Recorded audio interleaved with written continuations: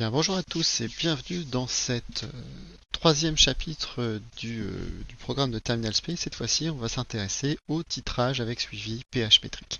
Donc le titrage, le principe, on l'avait déjà vu dans une précédente vidéo. Maintenant, on va l'appliquer donc à ce qu'on appelle la pH métrie, c'est-à-dire la mesure par le pH. Donc évidemment, le titrage, en fait, ce qui va changer, c'est la réaction support. Ça va être une réaction qui va être acido-basique. Donc vous allez pouvoir marquer que le titrage avec suivi pH métrique est donc une technique expérimentale qui repose sur une réaction acide-base. Donc qu'est-ce qui va se passer? Vous allez réaliser le montage qu'on avait vu précédemment qui est où? Il est où ce montage? Il est là. Donc là, vous allez mettre un pH mètre et puis là, vous allez avoir une réaction acide-base. Et donc ce que vous allez faire, c'est que vous allez faire couler 1 millilitre de solution titrante. Vous allez attendre un petit peu, vous allez mesurer le pH et donc vous allez tracer un graphique. Ensuite, ce graphique c'est quoi? Ça va être donc le pH, donc en ordonnée, en fonction du volume versé. Donc en fonction du volume versé. Alors, si imaginons que vous ayez votre pH, donc vous savez que vous pouvez être compris entre 0, 7 et puis 14 ici. Imaginons que vous commenciez par une solution acide, ça veut dire que votre réaction titrante, votre solution titrante sera forcément une solution basique. Donc au départ, si vous avez encore rien versé, forcément votre pH va être acide. Alors je sais pas, on va dire peut-être ici. Et puis vous allez verser un peu de base, un petit peu de base, un petit peu de base, un petit peu de base, un petit peu de base. Et à un moment donné, vous allez commencer à arriver à l'équivalence. Et si vous arrivez à l'équivalence, ce qu'il va falloir faire, c'est faire des mesures. Là, c'est pas tous les millilitres, mais par exemple tous les 0,2 millilitres. Et là, dans ce cas-là, vous allez pouvoir avoir plus de points. Votre pH va augmenter très rapidement. Et puis à un moment donné, il va se restabiliser. Il va se restabiliser à quelle valeur? À la valeur du pH de votre base que vous avez ici, si on ne considère qu'il n'y a pas de dilution. Donc en gros, vous allez avoir ce type de courbe. Voilà, vous allez avoir ça. Donc si je trace là, ce type de courbe, donc c'est une sigmoïde. Et donc sur cette sigmoïde, va nous permettre de déterminer ce qu'on appelle l'équivalence. Alors dans cette zone où le pH monte brutalement, ça c'est ce qu'on va appeler un saut de pH. Donc ce saut de pH, et c'est pendant ce saut de pH que vous allez avoir l'équivalence. Donc en gros, je suis à peu près dans cette zone-là. Alors il existe deux méthodes pour pouvoir déterminer précisément l'équivalence. Donc on va d'abord noter une partie de cours et puis ensuite après je vous montrerai les deux méthodes. Alors, donc au cours d'un titrage, on observe une brutale augmentation du pH à l'équivalence. On parle donc de saut de pH à l'équivalence. Ce dernier est plus ou moins marqué. Plus il est marqué, plus la détermination du point d'équivalence est précis. Voilà. Donc ici, si vous avez un très grand saut de pH, ça va être beaucoup plus facile de déterminer l'équivalence. Si vous en avez un petit, ça va être plus compliqué. Alors comment est-ce qu'on fait qu'on obtient ce genre de courbe? Alors, première chose, soit vous l'avez fait sur papier millimétré. Et sur papier millimétré, il y a une technique pour y arriver, c'est ce qu'on appelle la fameuse méthode des tangentes parallèles. Donc en gros, vous voyez ici, je vous ai refait votre schéma. Et moi, je veux déterminer ce point qui se trouve ici précisément. Et donc, on va falloir tracer deux parallèles ici pour pouvoir déterminer cette équivalence.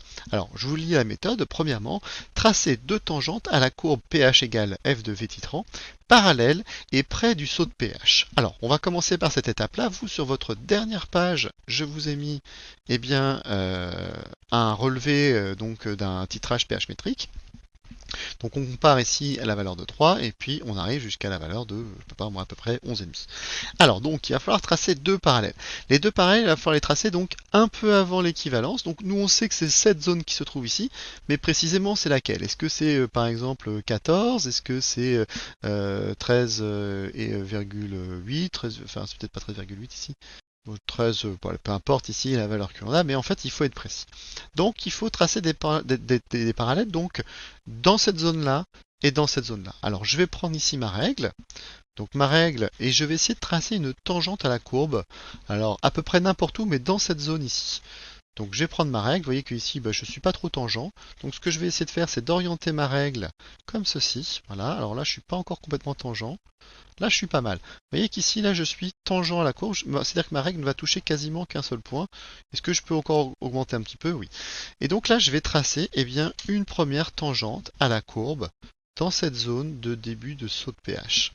Donc je prends ma règle et je trace ici une tangente. Ensuite, ce dont je vais avoir besoin de faire, c'est quoi?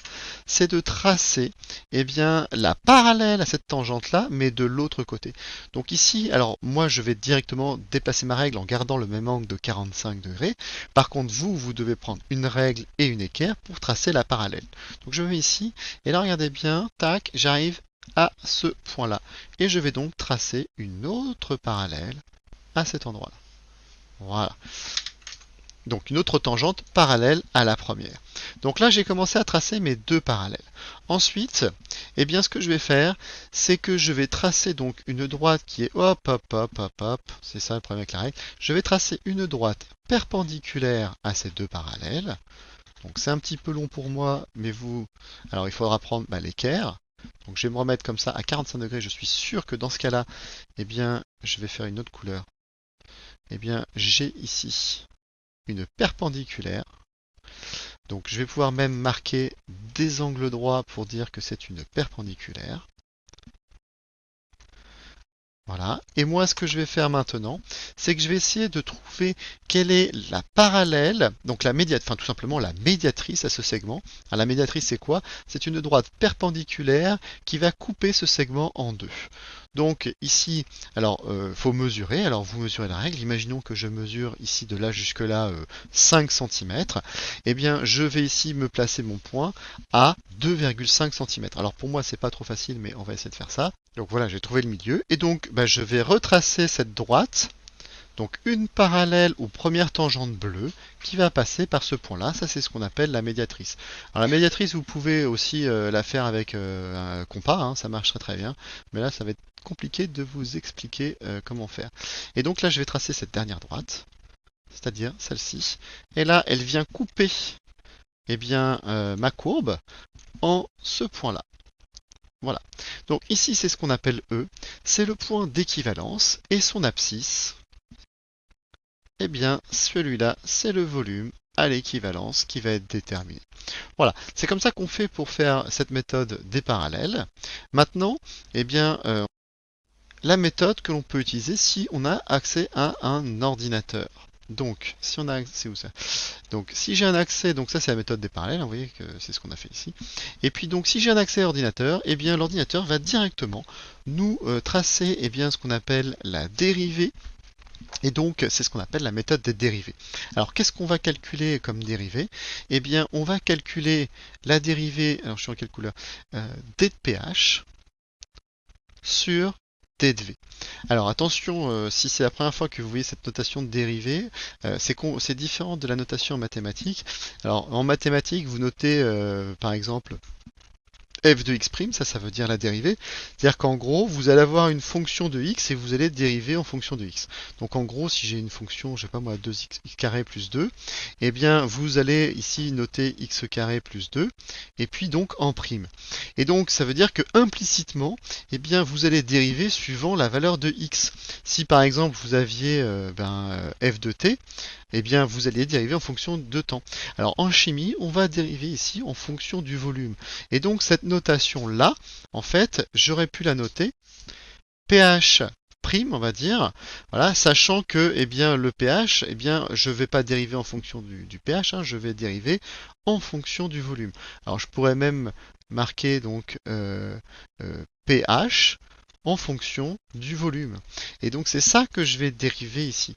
Donc c'est cette notation qu'on va utiliser en physique, c'est d de pH sur d de v, c'est-à-dire la dérivée de votre fonction pH en fonction donc du volume que je vais verser. Donc en gros, cette dérivée va nous permettre de connaître ce qu'on pourrait appeler le taux de variation. Donc vous voyez ici que votre courbe au départ, eh bien, c'est relativement plat, donc vous allez avoir un taux de variation ici très très faible. Hein. Donc votre courbe dérivée, regardez bien, elle est bleue, elle est quasiment égale à 0. Et à partir du moment où vous avez une augmentation ici, eh bien évidemment vous allez avoir un taux de variation, une dérivée qui va être très importante. Et donc quand votre dérivée atteint le point le plus haut, ce qu'on appelle un maximum, alors un maximum si c'est vers le haut, et si c'est vers le bas, eh bien ce sera un minimum. Et quand votre courbe ici dérivée atteindra le maximum ici, l'extrémum, eh bien on va pouvoir déterminer le volume à l'équivalence. Alors cette courbe-là, elle se trace directement sur ordinateur. Il faut juste regarder où se trouve le pic pour pouvoir déterminer le volume à l'équivalence. Donc je termine ce que j'ai à marquer. Donc lorsque DPH atteint un extrêmum. Alors, ça peut être un maximum ou un minimum. Alors, ce que je n'ai pas montré ici, c'est que là, j'ai décidé d'avoir un acide dans mon bécher et puis je vais titrer dans ma burette une base, mais j'aurais pu avoir le contraire, hein. Donc, dans ce cas-là, bah, vous aurez un autre type de courbe qui va ressembler. Donc, je vais commencer par la base et puis je vais descendre. Et dans ce cas-là, je vais ici avoir eh bien, ce type de courbe qu'on va avoir. Et dans ce cas-là, bah, ma courbe dérivée, eh bien, elle aura plutôt eh bien, cette allure-là. Donc ici, j'aurai un minimum qui va me permettre de déterminer donc l'équivalence. Voilà. Alors ça se fait facilement avec l'ordinateur directement, hein, ça se fait sur Egressi et on calcule directement eh bien, l'extrémum de votre courbe dérivée. Alors, quelques remarques techniques. Premièrement, pour déterminer précisément l'équivalence, il convient de resserrer les mesures à l'approche de l'équivalence. Donc en gros, tant que je suis ici, je fais tous les millilitres, et quand je vois que ça augmente un petit peu, eh bien peut-être tous les 0,5, et puis même vers la fin, tous les 0,2 millilitres. Et une fois que j'ai vraiment passé l'équivalence, je peux revenir à une fois tous les millilitres. D'accord? Par contre, quand on le trace à la main, il faut bien penser à aller un petit peu plus loin pour pouvoir bien tracer vos parallèles et vos tangentes. Alors, deuxième remarque, pour réaliser un titrage pH métrique, il faut bien veiller à ce que la sonde pH métrique soit correctement immergée dans la solution à titrer avec une agitation douce. Ça, je l'ai déjà dit tout à l'heure. Troisième point, on peut pour cela ajouter un peu d'eau distillée dans le volume, au volume de solution à titrer si ce dernier est trop faible pour que la sonde soit correctement immergée. En gros, hein, si vous n'avez pas pris assez de volume ici, vous pouvez rajouter un petit peu d'eau, ce qui ne va pas changer la quantité de matière, donc vous aurez la même relation, sauf que votre solution ici sera un peu plus diluée. La chose qui va se passer, c'est que votre saut de pH sera un peu moins marqué. C'est-à-dire que vous aurez ici, comme je le marque là, et bien ici c'est une solution qui n'est pas diluée, donc vous allez avoir un beau saut de pH, et plus vous allez diluer, et plus votre saut de pH sera faible. Donc je peux terminer la lecture. Donc ça va diminuer la concentration, mais ne va pas modifier sa quantité de matière. Donc ça ne va pas modifier l'équivalence.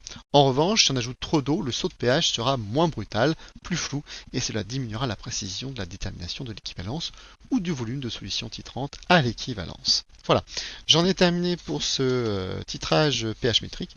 Il ne restera que le que le titrage avec suivi conductimétrique. Je vous dis à bientôt et au revoir.